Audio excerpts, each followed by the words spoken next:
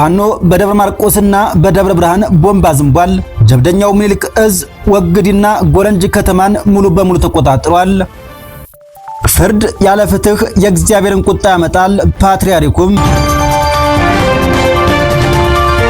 የሱዳን ጦር በኢትዮጵያ ድንበር አቅራቢያ የምትገኘውን ስትራቴጂካዊ ቦታ ተቆጣጥሯል። ሳልሳዊ ወያኔ ትግራይ ህወሓትን ከሷል። ሰላም ጤና ይስጥልኝ ውድ ቤተሰቦቻችን፣ የዕለቱን የሀገር ውስጥ ሰበር መረጃዎችና የውጭ መረጃዎችን ይዘናል። አብራችሁን ቆዩ። ቀዳሚ ወዳደረግነው መረጃ ስናልፍ ጀብደኛው ምኒልክ እዝ ወግዲና ጎረንጅ ከተማን ሙሉ ለሙሉ በመቆጣጠር ታውቋል። በምኒልክ እዝ ስር የሚገኘው 105ኛ ኮር 45ኛ ክፍለ ጦርና 29ኛ ክፍለ ጦር የተውጣጡ ሻለቆች በጋራ በመሆን ባከናወኑት የተቀናጀ ወታደራዊ ኦፕሬሽን ወግዲና ጎረንጅ ከተማን ከብልጽግናውና ጸረ አማራው አገዛዝ ነፃ ወጥተዋል። ግንቦት 4 2018 ዓ.ም ከማለዳው 12 ሰዓት ጀምሮ የተከፈተ መብረቃዊ ጥቃት በርካታ ድሎችን ማስመዝገባቸውን አስታውቀዋል። በውጊያውም የብልጽግና ስልጣን ለማስቀጠል ተሰልፈው ነበሩ ያገዛዙ ወታደሮች ላይ ከፍተኛ ሰብአዊና ቁሳዊ ኪሳራ ማድረሳቸውን እዙ አስታውቋል። የ105ኛ ኮር በወሰዱ ድንገተኛ ማጥቃት በርካታ የጦር መሳሪያዎችን መማረክ ችለዋል። በዚያው ውጊያም 2 ብሬን መትረኪስ 33 ክላሽንኮቭ ጠመንጃዎችና በርካታ ቁጥር ያላቸው ተተኳሾችን መማረካቸውን እዙ አስታውቋል። በተጨማሪም በወረዳ የነበረው ማረሚያ ቤትን በመስበር በርካታ አማራ ሕሊና እስረኞችን ሙሉ በሙሉ ማስለቀቅ የቻለ ሲሆን የብልጽግና ፓርቲ አገልጋይ አመራር ካቢኔም ወረዳውን ለቀው መሻቸው ታውቋል። አገዛዙ በዚህ መብረቃዊ ጥቃት በመበሳጨትና የእግረኛ ጦሩን ሽንፈት መከናነቡን ተከትሎም ከተሞች ላይ የድሮን ድብደባ ማካሄዱም ታውቋል። በጥቃቱም የወረዳው አስተዳደር ህንጻና የፖሊስ ጣቢያው በድሮን ሲወድም ከ10 በላይ ተሽከርካሪዎችም ተቀጥለዋል ተብሏል። በርካታ የህዝብ እና የመንግስት ንብረቶች መውደማቸውን ጭምር ማረጋገጥ ተችሏል። መረጃው የምኒልክ እዝ የህዝብ ግንኙነት መምሪያ ነው። በተያያዘ የግንባር መረጃም የአፋብን ቴዎድሮስ እዝ የ206ኛ ኮር አዳኝ ቡድን በደብረ ማርቆስ ከተማ ከሌሊቱ 7 ሰዓት ከ45 በፈጸመው የቦምብ ጥቃት 7 የአድማ ብተና ኃይሎች ላይ እርምጃ መውሰዱን አስታውቋል። የ206ኛ ኮር አዳኝ ቡድን ከስላሴ ካምፕ ወደ ከተማ 11 የአድማ ብተና ኃይል ጭና ስትንቀሳቀስ በነበረች ፓትሮል ላይ ውሰታ ቀበሌ 02 ድልድዩ አካባቢ መሃል ስፖንዳ ላይ የቦምብ ጥቃት በመፈጸም 7 የአድማ በትን አባላት ሲደመሰሱም 3 ከባድ ቁስለኛ ማድረግ ተችሏል። በተመሳሳይ ከምሽቱ 2 ሰዓት አካባቢ 206ኛ ኮር አዳኝ ቡድን አነደድ ወረዳ ንፋሳም ቀበሌ መብራት ስቴሽኑ አካባቢ ላይ በተደረገው መብረቃዊ ጥቃትም 3 ሚሊሻዎች ሲደመሰሱ 4 ሚሊሻዎች ከባድ ቁስለኛ መሆናቸውን የአፋብን ቴዎድሮስ እዝ 206ኛ ኮር የህዝብ ግንኙነት ክፍል አስታውቋል። በተያያዘ ዜና የአፋብን ሸዋ ጠቅላይ ግዛት እዝ አሳምነው እዝ አጼ ዘርዓ ያዕቆብ አንደኛ ኮር ነጎድጓድ ክፍለ ጦር ባደረገው ልዩ የከተማ ውስጥ ኦፕሬሽን ድል ተቀዳጅቷል። የአጼ ዘርዓ ያዕቆብ ኮር ነጎድጓድ ክፍለ ጦር ዛሬ ግንቦት 4 ቀን 2018 ዓ.ም ከንጋቱ 12 ሰዓት ጀምሮ በደብረ ብርሃን ከተማ ዙሪያ ልዩ ቦታው አንጨቆረር ከተማ ድረስ ዘልቆ መግባት በወሰዱት ጠና መብረቃዊ ጥቃት በአገዛዙ ሰራዊት ላይ የማያዳግም እርምጃ መውሰዱን ኮሩ በግንባር አስታውቋል። ክፍለ ጦሩ ከ4 ቀናት በፊት ራሱን እንደ ንስር አድሶ በልዩ የሞራል ልልና ከፍታ ላይ በፈጸመ ከተማ ውስጥ ኦፕሬሽን በርካቶችን የማያዳግም እርምጃ በመውሰድ ድል መቀዳጀቱንና የብልጽግናው ቀኝ እጅ የሻምበል አመራር በጀግናው ነጎድጓድ ክፍለ ጦር አናብስቶች ተማርኳል ሲል እዙ አስታውቋል።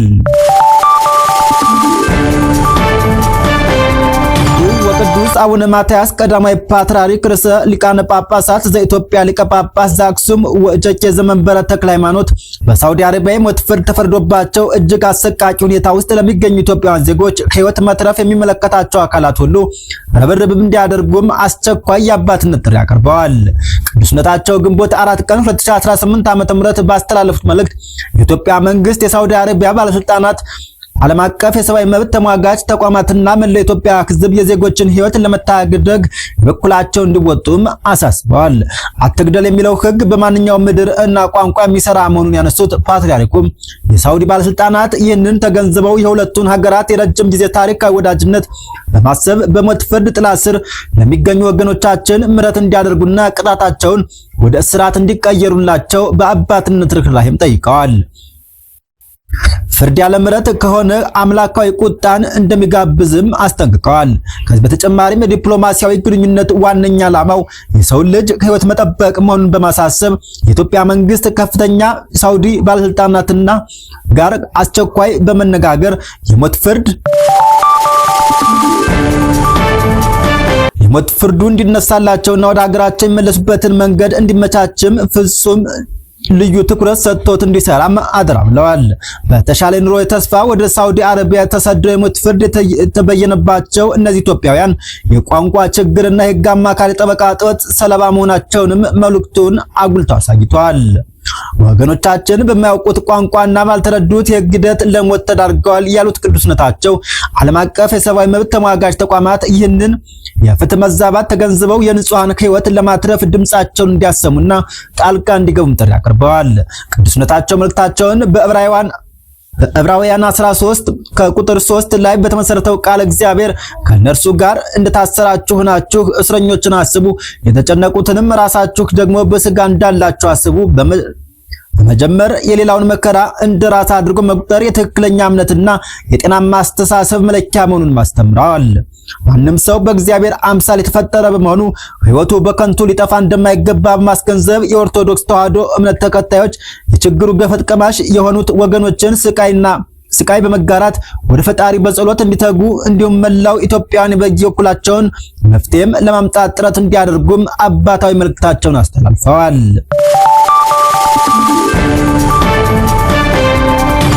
ህወሓት የትግራይን የፖለቲካ ምህዳር ሙሉ በሙሉ ለመዝጋትና የቀሩትን የልዩነት ድምጾች ለማጥፋት ታልሟል ሲል ሳልሳይ ወያኔ ትግራይ ፓርቲም ከሷል። ፓርቲው ዛሬ ግንቦት 3 ቀን 2018 በመቀሌ ከተማ ባወጣው በዚህ መግለጫ የትግራይ ህዝብ ባለስልጣናት ብቸኛ ግቡ ባደረገና ማለቂያ የሌለውን የስልጣን ጥማቱን ለማርካት በሚተጋ ኃይል እጅ ወድቆ በታጋችነት እየተሰቃየ እንደሚገኝም አመላክቷል። ይህ ኃይል ህጋዊ፣ ፖለቲካዊና ሞራላዊ የስልጣን እርከኖች በኃይል በመርገጥ በህዝብ ጫንቃ ላይ መቀመጡን የሚያትተው መግለጫው ድርጊቱ በህዝቡ በዓለም አቀፍ ማህበረሰብና ትግራይ ፖለቲካ ኃይሎች ዘንድ ከፍተኛ ተቃውሞ የገጠመው ቢሆንም ጉልበትን መሰረት ያደረገ ይህ አካል አሁንም ህገወጥና ከሞራል ያፈነገጠ ተግባሩን አጠናክሮ ቀጥሏል ሲል ክሱን አቅርቧል። የዚህ ህገወጥ አካሄድ ቀጣይ ማሳያ የሆነው ደግሞ ህልውና በሌለው ምክር ቤት የተለያዩ ውሳኔዎችን ማሳለፉና ፕሬዝዳንት መምረጡ መሆኑን ፓርቲው በከፍተኛ አሳሳቢነት አንስቷል። በጉልበት ስልጣን የተቆጣጠረው ይህ ኃይል ቀጣዩ ትልቅ እቅዱ በትግራይ ውስጥ የቀሩትን የተቃውሞ ድምጾች ሙሉ በሙሉ ማጥፋት መሆኑን መገንዘብ ችለናል ያለ ሳልሳዊ ወያኔም ቀድሞውንም ቢሆን አማራጭ ሐሳብ ላላቸው አደረጃጀቶችና ግለሰቦች እጅግ ጠባብ የነበረ የፖለቲካ ሜዳ አሁን ላይ ሙሉ በሙሉ ጥርቅም ተደርጎ ሊዘጋ መሆኑንም አስጠንቅቀዋል። ይህ የፖለቲካ ምህዳሩን የማጥበብ አደገኛ ተግባር የትግራይን ተጋላጭነት ይበልጥ በማባባስ የክልሉን የጥፋት ጉዞ የሚያፋጥንና ህዝቡን ለከፋ ፖለቲካዊ ቀውስ የሚዳርግ መሆኑንም አጥብቆ ሞግቷል። ይህንን ውስብስብና አደገኛ የፖለቲካ አዘቅት ማለፍ የሚቻለው በህዝቡና በፖለቲካ ኃይሎች ጋር ርብርብና ጥምረት መሆኑን ሳልሳዊ ወያኔ ትግራይ አስምሮበታል። የትግራይ መውጫ መንገድ ብሔራዊ ህልውናውን ጥቅሙን ለማስጠበቅ በሚተጋው መላው የትግራይ ህዝብ እንዲሁም ይህን ራዕይ በግንባር ቀደምነት በሚያራምዱ አደረጃጀቶች እጅ ላይ መሆኑን ፓርቲው ገልጿል። በመሆኑም ሁሉም የፖለቲካ ኃይሎች ህዝቡንና ክልሉን ከተደቀነበት የጥፋት አደጋ ለማዳን ታሪካዊ ኃላፊነት ወስደው በጋራ እንዲሰለፉና ጠንካራ የትብብር ግንባር እንዲፈጥሩም ጥሪውን በማስተላለፍ መግለጫውን አጠቃለዋል።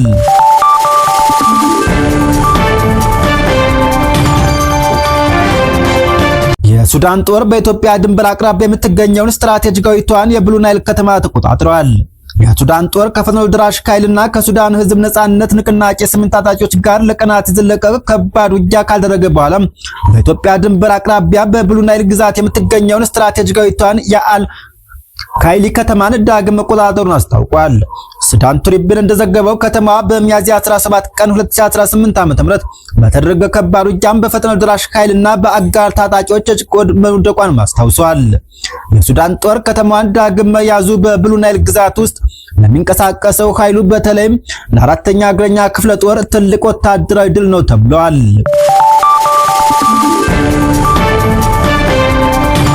የአሜሪካው ፕሬዝዳንት ዶናልድ ትራምፕ አስቸኳይ ስብሰባ መጥራታቸው የታወቀ ሲሆን ትራምፕ ኢራንን በተመለከተም አስቸኳይ ብሔራዊ የደህንነት ስብሰባ የጠሩ ሲሆን በኢራን ላይ ወታደራዊ እርምጃን እንደገናም ለማስጀመር እንዳሰቡ አክሲዮን ዘግቧል። በኢራን ላይ በቀሩ ወታደራዊ ኢላማዎች ላይ ጥቃት ለመፈጸም ትራምፕ እቅድ እንዳላቸው የተነገረ ሲሆን ውጊያው እንደገና ሊጀመር ይችላል ሲሉም ገልጸዋል። ትራምፕ በትናንትናው ዕለት የብሔራዊ ደህንነት ካቢኔያቸውን ከሰበሰቡ በኋላ ከኢራን ጋር እንደገና ውጊያ ለመጀመር እያጤኑበት መሆኑንም ሲኤንኤን ዘግቧል።